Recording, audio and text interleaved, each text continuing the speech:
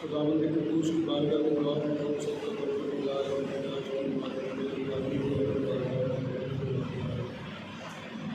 और उसकी बरकत से अल्लाह पाक हमें ज़िंदगी के सगाए और कबाइर की माफ़ी करे।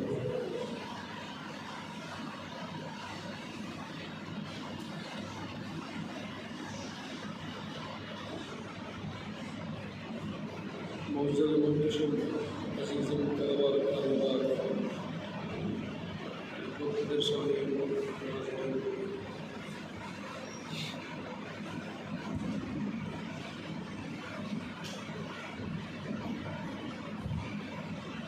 सफ़र शरीफ का महीना जो है वो अपने इख्तिताम को पहुँच रहा है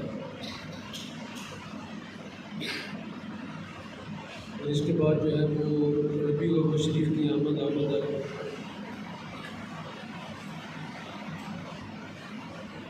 और रबीउल अव्वल के महीने के साथ मुसलमानों की एक जज्बाती वाबस्तगी है, क्योंकि ये वाहिद मुक़द्दस है, माह मुक़द्दस है जिसमें नबी अलैहिस्सलाम की विलादत मुबारक होती है। इस हवाले से मुसलमान आज का जो है वो इस्तिक़बाल रबीउल अव्वल के हवाले से तैयारियाँ कर रहे हैं।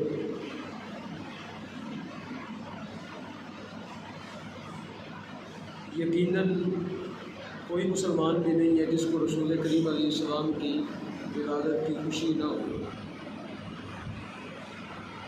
जो बंदा भी साहिब ईमान है, जिसको भी नबी अलैहिस्सलाम से मोहब्बत है, उसको मिलादुन नबी के महीने से भी मोहब्बत है, क्योंकि इस माह मुक़द्दस जो आने वाला माह मुक़द्दस है मिलादुन नबी का रबीउल अव्वल शरीफ, उस महीने की बरकत से ही अल्लाह रब्बुल आलमीन ने नबी अलैहिस्सलाम के मिलाद की बरकत से ही अल्लाह रब्बुल आलमीन ने कायनात के अंदर इनकलाब बर्पा किया और भटकती हुई इंसानियत को सिरात मुस्तकीम अता किया। बुतों की खुदाई पाश पाश हो गई और एक वहदहू ला शरीक के सामने लोगों को सजदा की तौफीक मिली।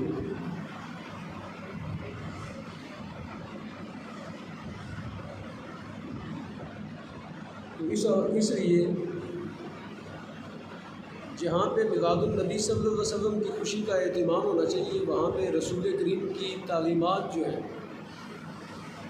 नबी अलैहिस्सलाम के जो फ़रामीन हैं, जो रसूल करीम के अहकामात है अपनी उम्मत को, उनका भी पास होना चाहिए मुसलमानों को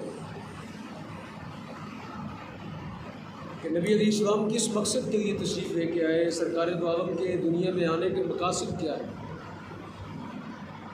मिलादुन नबी सरकार दो आलम का हुआ तो बामकसद है ना, वो एक मकसद के तहत ये सारा कुछ हुआ।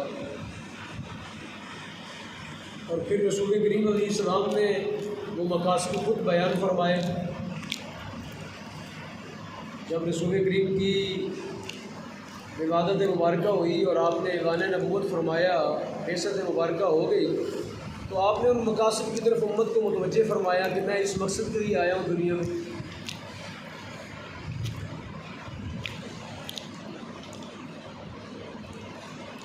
तो उन मकासद को जो है वो मद्देनज़र रखना ये मुसलमान के लिए बड़ा ज़रूरी है।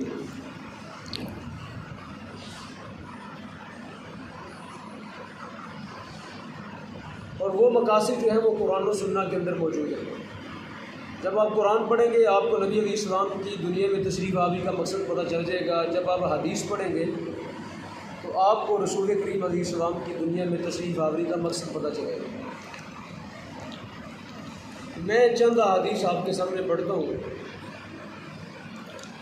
जो ख़ुद रसूल करीम अलैहिस्सलाम ने इरशाद फरमाई है।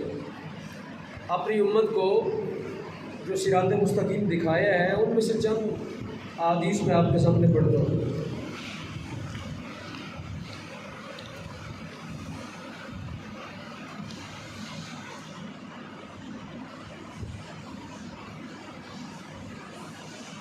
रसूल करीम अलैहिस्सलाम ने लिबास तक के बारे में मुसलमानों की रहनुमाई फरमाई कि मुसलमानों का लिबास कैसा होना चाहिए। मिलादुन नबी है ना, ये सरकार दो आलम का मिलाद इस मकसद के हुआ कि सरकार दो आलम ने हमें अखलाक अता फरमाए, आदाब अता फरमाए, हमें लिबास पहनने का तरीका सलीका बताया कि मुसलमान का क्या तर्ज़ जो है लिबास होना चाहिए। तो उसमें जो एक हमारे माशरे के अंदर आज एक बड़ी अजीब सी वो फैल रही है। सुनिए सरकार दो आलम का ये फरमान सुने तो आपको पता चलेगा ये मेरे माशरे की वाकई ये कमज़ोरी है। हदीस मुस्तफ़ा सरकार ने फरमाया अहलिकू कुल्लहू अरित्रकू कुल्लहू, ये हदीस है जो अबू दाऊद शरीफ के अंदर मौजूद है, सिहा सित्ता के अंदर मौजूद है। नबी अलैहिस्सलाम ने फरमाया जब तुम अपना सर मुंडाओ ना, क्या करो, अपने सर के बाल कटवाओ। फरमाया या तो सारे ही कटवाओ तो या सारे ही छोड़ दो। और ये सरकार दो आलम का फरमान पढ़ के सुनाने लगा कि मुसलमान क्या मिलादुन नबी की खुशी कर रहे हैं तो साथ साथ क्या हुजूर के फरमान पर अमल भी कर रहे हैं। आज हमारे बच्चों की जो वो कटिंग है वो देखें तो उसमें क्या होगा, ऐसे ही है जो सरकार दो आलम ने फरमाया। साइडों से किसी बंदे ने जो है, किसी ने यहाँ से कटवाए हैं, किसी ने यहाँ से कटवाए हैं, किसी ने यहाँ से पीछे जो है वो गुत रखी हुई है, किसी ने यहाँ से कटवाए हैं। तो रसूल करीम फरमाते हैं या सारे कटवा दो या सारे छोड़ दो। अब ये सुन्नत है, जब सरकार फरमा रहे हैं तो सरकार की सुन्नत बन गई ना, सरकार की क्या बन गई है, सुन्नत बन गई। लेकिन हमारे बच्चों का ये जो स्टाइल है कटिंग का, क्या ये रसूलुल्लाह की सुन्नत के मुताबिक है या ये बदलता जा रहा है, ईसाईयत की तरफ इख्तियार करता जा रहा है। इसलिए सामीर मोहतरम नबी अलैहिस्सलाम का फरमान है मन तशब्बह बिकौमिन फहुव मिनहुम, फरमाया जो किसी कौम की मुशाबत इख्तियार करे वो उन्हीं में से हो जाता है। जो किसी कौम का तरीका इख्तियार करे वो उन्हीं में से शुमार किया जाएगा। तो इसलिए सामीर मोहतरम आप ये ना देखें कि माशरा क्या कर रहा है। जब आप नाई की दुकान पर जाते हैं तो उसमें चंद तस्वीरें वहाँ लगा रखी होती हैं, ऐसे ही है ना जी। वो कहता है जी बताओ इनमें से कौन सी कटिंग करनी है। वो जितनी वहाँ तस्वीरें लगी हैं वो रसूलुल्लाह की सुन्नत के मुताबिक हैं, बोले यार। वो जितने वहाँ उसने डिज़ाइन लगा रखे हैं वो सारे हुजूर की सुन्नत के मुताबिक है, ये इख्तिलाफ है। तो मिलादुन नबी तो आप मना रहे हैं, मनाएं, खुशी मनाएं, किसी मुसलमान को खुशी नहीं है, लेकिन क्या रसूलुल्लाह की सुन्नत से बगावत भी नहीं हो रही साथ साथ।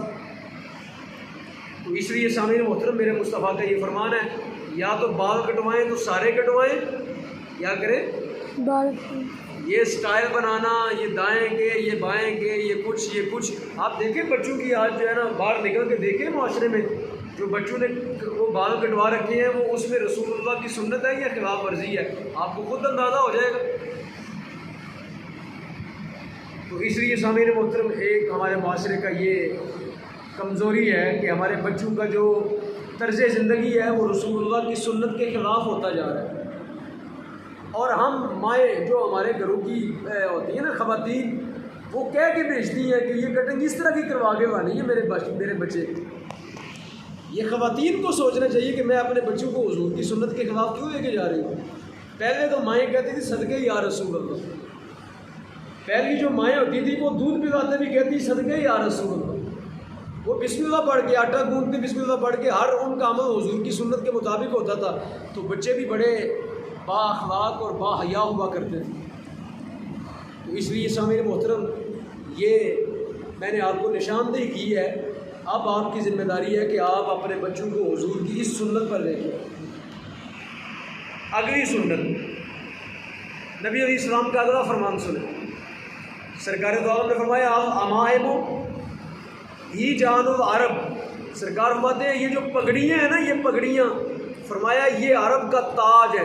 ये क्या है, मुसलमानों का उतरने गई सिरों से आज। मेरे मुस्तफ़ा ने फरमाया ये जो पगड़ियाँ हैं ना, फरमाया ये ताज है। ये क्या है, आज पगड़ियाँ बांधते हुए लोगों को नमाज में टोपी पहनते हुए बड़ी शर्म आती है। तो नमाज में टोपी पहनते शर्म आती है। अभी जुमे के मौका पर आप देख लेना कितने लोग हैं जो टोपी उनको सामने पड़ी वो नहीं पहनेंगे, वो उठा के फेंक देंगे।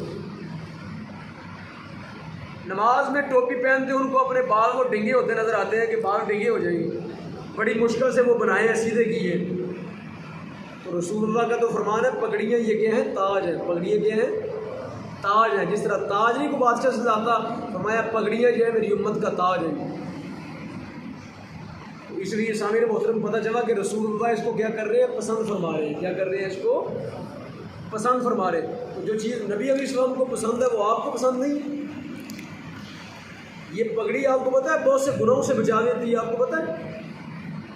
ये दाढ़ी आपको पता है बहुत से गुनाह से बचा देती है। मैंने दाढ़ी रखी है ना तो मुझे हया आएगी, मैं कोई ऐसा काम करूं कि लोग देख के कहें यार ये दाढ़ी वाला है, ये पगड़ी वाला है। मैं लोगों से डर के बहुत से काम छोड़ दूंगा कि लोग क्या कहेंगे, इसने दाढ़ी भी रखी है, पगड़ी बांधी है और फिर ये काम कर रहा है। जो बेहया हो गया उसकी तो बात ही छोड़ देना, मैं उसकी बात करूँ जिसमें कुछ ना कुछ हया है। तो हुजूर फरमाते हैं ये पगड़ियाँ क्या हैं, ये ताज है। ये पगड़ियाँ क्या हैं, पुराने बुजुर्ग का हिसाब हर बंदे के पास जो पगड़ी हुआ करती थी, चादर हुआ करती थी, बड़ा बाहया चेहरा, बड़ा बावकार तर्ज अमल ज़िंदगी। तो आज वो उतरती जा रही है, हर चीज़ नंगी होती जा रही है, हर चीज़ नंगी होती जा रही है। एक ये हदीस है, आगे सुने एक और हदीस सुने नबी अलैहिस्सलाम सरकार दुआ फरमाते हैं ए तम मुँह, हुजूर फरमाते हैं अमामा बांधा करो। क्या किया करो, ये हदीस पढ़ रहा हूँ। फरमाया ए तम मुँह, फरमाया ये अमामा बांधा करो। क्या होगा, तज़दादु हिल्मन, फरमाया अल्लाह तेरे हिल्म में इजाफा कर देगा।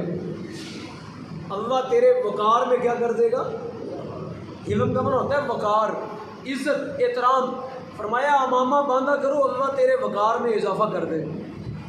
अल्लाह ताला तेरे वकार में क्या कर देगा। तो इसलिए सामने मोहतरम ये अमामा बांधना ये नबी अलैहिस्सलाम की सुन्नत, ये नबी अलैहिस्सलाम की क्या है, इससे मुसलमान के वकार में इजाफा होता है। मुसलमान के वकार में क्या होता है, इजाफा होता है। तो आप ज़रूर ये नबी अलैहिस्सलाम की ये सुन्नत भी पूरी करें।